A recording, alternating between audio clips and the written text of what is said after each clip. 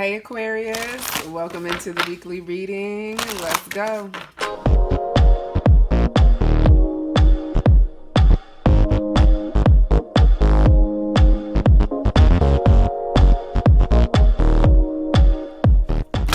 All right, Aquarius, Sun, Moon, and Rising. Aquarius, Sun, Moon, Rising, and Venus signs. Welcome into the weekly reading. Tiana Louise, intuitive coach consultant, here with some more support, some more guidance to look at your deep soul connection, twin flame connection. What's going on at this time? We're going to start off pulling the overall energy from my Kuan Yin Oracle. But before we do that, I just wanted to say thank you. Thank you so much for your likes, your shares, your subscribes. Man, I'm feeling the love. And also shout out to those of you who have been booking private readings with me, been having a good time doing my private readings, love doing my private readings, and I do those live online. If you didn't know, now you know. Yeah, that's how I choose to do my readings. I've always done them that way, and for now, I still have the capacity to do that. So as long as I can, I will. If you want to book a private reading with me live online, then you will go down into the description box and get the link to do that. All right, Aquarius, what's going on in your connection? We have a new moon in Cancer happening this week. It's happening 28 degrees of Cancer, I believe, and it's also happening opposite Saturn. So, hey, Saturn is the planet of taking responsibility, doing the work, and that does not always come easy opposite Cancer. So I just wanted to start off consulting the beautiful Kuan Yin about where this connection stands at this time and how it may be being affected by this challenging energy that just naturally puts resistance into the mix. All right. So this is not a deck that I use often, so I will read it intuitively. And then I'll also give you some of the messages out of the book. All right. So we have Tai Chi rising.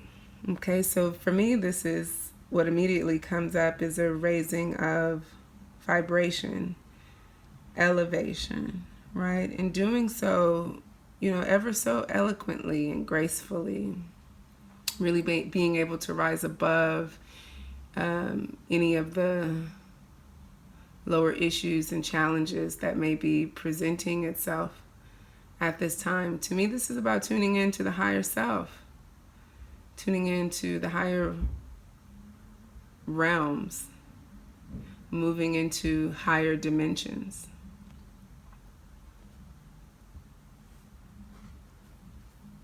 So that's really, really, really beautiful. Let's see, can you see that?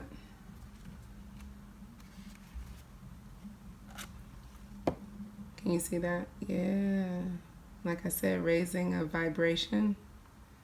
Says your energy field is growing stronger with more spiritual electricity pulsing through your being.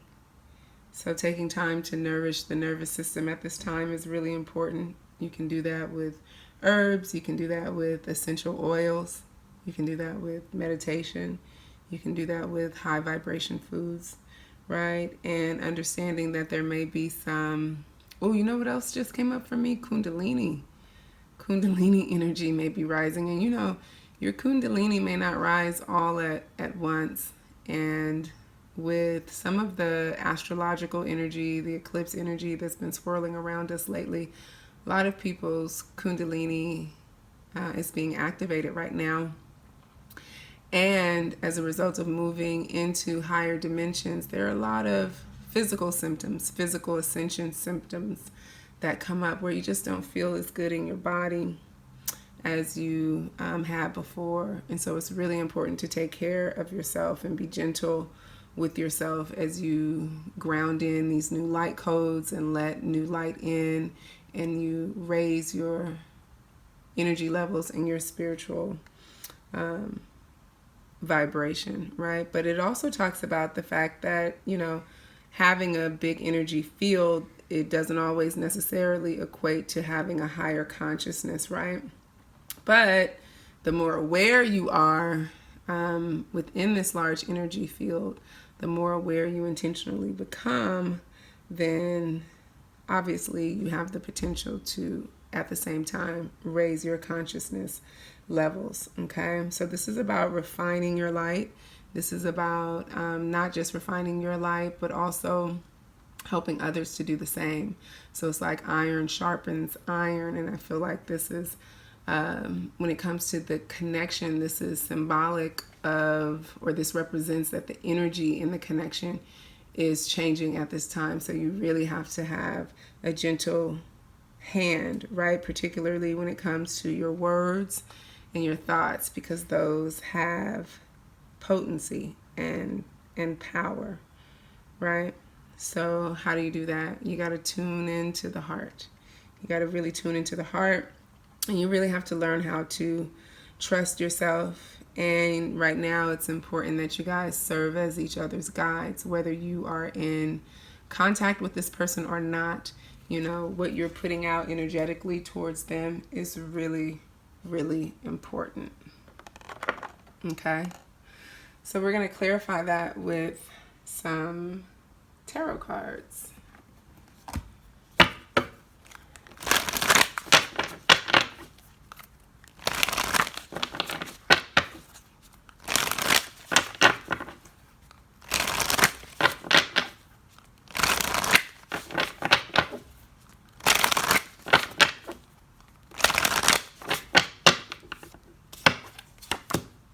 So we have the Knight of Wands, we have the Ten of Cups, and we have the Justice card, okay? And at the bottom of the deck, we have the Hermit. So with all of this spiritual energy, to me, a lot of the times I see the Hermit card as introspection, but for me, it's coming up as a need to take a break, to take a rest, like to really go slow, move slow, like literally, not to put any pressure on yourself for this relationship to be any certain way right now. And I feel like there is a lot of desire for it to move forward, for things to be balanced and to, come into this, come into fruition, come into fulfillment. But right now, you really have to take care of yourself, Aquarius, right? And Aquarius, here's the deal. You are a air sign, right? And so it's really easy for you, Aquarius, to get all caught up, in your head space and your mental space, and totally ignore your emotional space when it comes to what it is you want. And I know for a lot of air signs, it's hard sometimes to really just slow down, but you are ruled by Saturn. So this Cancer and Cancer new moon opposite Saturn has a higher possibility of affecting you in a major way, right? A lot of new perspectives, a lot of insight coming in, and it could create like some confusion. And when that happens, your energy gets thrown off, right? And it becomes collapsed with what it is you're really wanting, and you lose sight of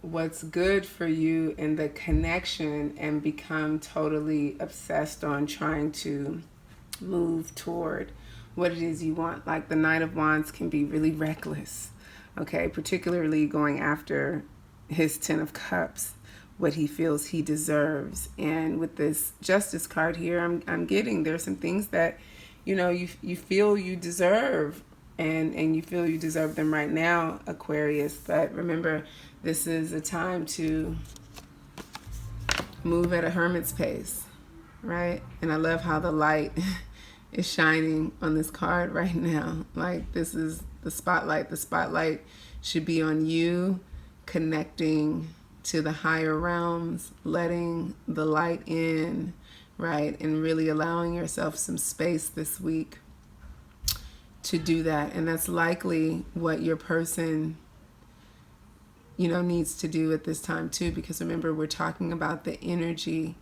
of the connection. So you can expect, I feel, a lot of clarity to come in as well this week around how to put the pieces back together. You know, how to really get to a fair and balanced place with one another, right? But trusting you don't have the answers right now. You may have thought you did, right? But now is not the time to make any drastic moves. You know, now is the time to be still, take care of yourself, nurture yourself. Hopefully your person is doing the same. So let's look at their energy. What's their energy toward the connection at this time?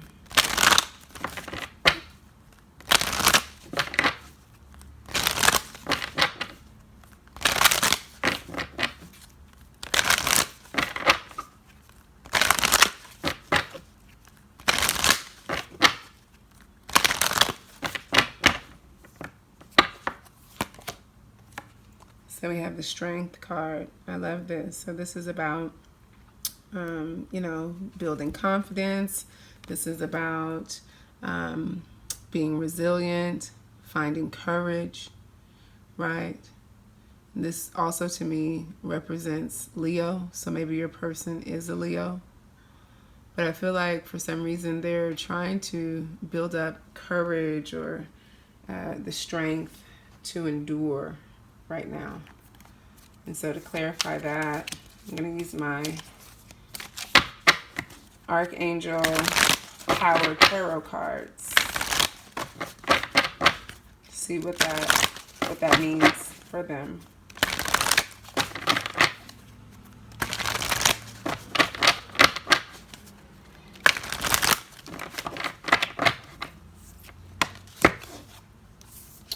Yeah, so we have the Eight of Swords. Like I said, courage.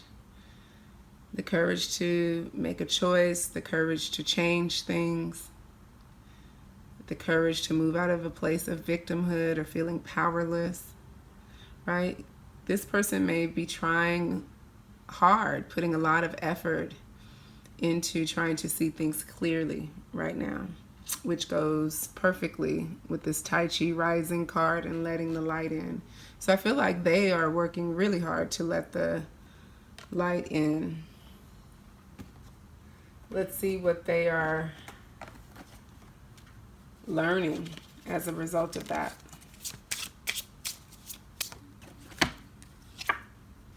Oh, look at that. 2 cards popped out. So it says, I feel you even though we are apart, right? So they feel your energy. Again, that goes with the Tai Chi rising. A lot of light coming in, energy fields expanding, them putting their energy out into the quantum field, right? Maybe directing some of their energy toward you. And then them understanding that, you know, there was some timing issues at play. I feel like this is something like a new perspective for them, something that they may not have considered before, but as a result of all of this new energy coming in and being expanded, now they can see that. Okay. Let's look at where you are. All right, yeah, Aquarius, you're trying to wrap some things up. This is the World card. This is expansion, right? And as we know, your energy field is expansion, but this is also energy fields expanding as a result of cycles being or coming into completion, cycle or lessons being learned, right? I feel like this is also about having a desire to open up to something new, to new things, right? And that's why I'm saying take your time. Don't, no matter what, don't try to rush into this, okay? Because with the World card, that's like, you know, some things have been learned, some lessons have been learned, and now we're really ready to move forward, right? And so let's see what, look, the World popped out again. Very happy ending, coming full circle, spiritual growth and insight. So allow the spiritual growth and insight to take place so that the happy ending can come, and trust that things are coming full circle. There's no need to rush here. Okay? So what are you learning, Aquarius? What have you learned about the connection? Look at that. This is how you feel about this person. You were the best thing in my life, right? And so no wonder you want to rush in. They hold your 10 of Cups, right? I'm really feeling that Knight of Wands energy as you, Aquarius. And Spirit is saying, hold your horses. And look at that. You don't know how hard it was to let you go, but you know how hard it is, and that's why you're ready to grab hold of them again, okay? So this may be something you never told them, you never shared with them, and maybe, you know, with the Knight of Wands, the 10 of Cups, and the Justice card, it may be that you're ready to rush in and share some of these new downloads and insights that you're learning about yourself and about the connection. But, you know, it's just not the right time. So here's the deal. When is the right time? We're going to look at that in the extended reading, and we'll also look at why right now is not the right time, and we'll also get some more messages from this person to you. So if you want to go to the extended, then what you'll do is click the link down below. That'll take you to where you need to be. But before you go, it's story time.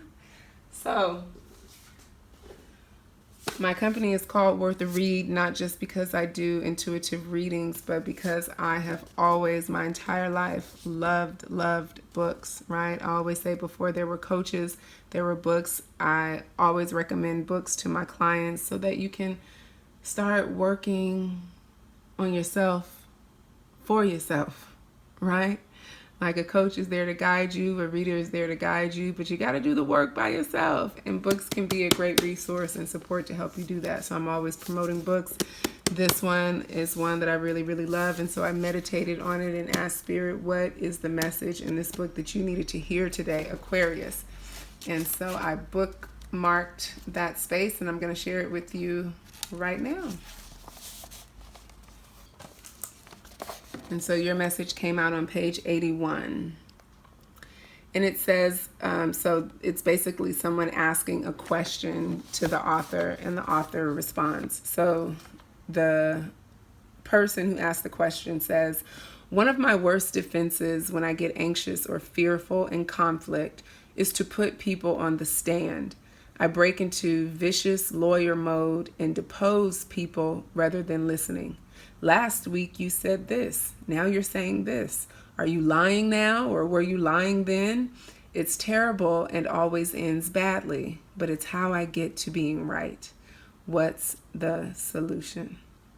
And then the author responds, that's a common strategy for people. But if you want to transform a disagreement into an opportunity for connection, you must distinguish between past, present, and future. When disagreements revolve around what happened in the past, it's easy to fall into countless volleys of you said, I said, back and forth.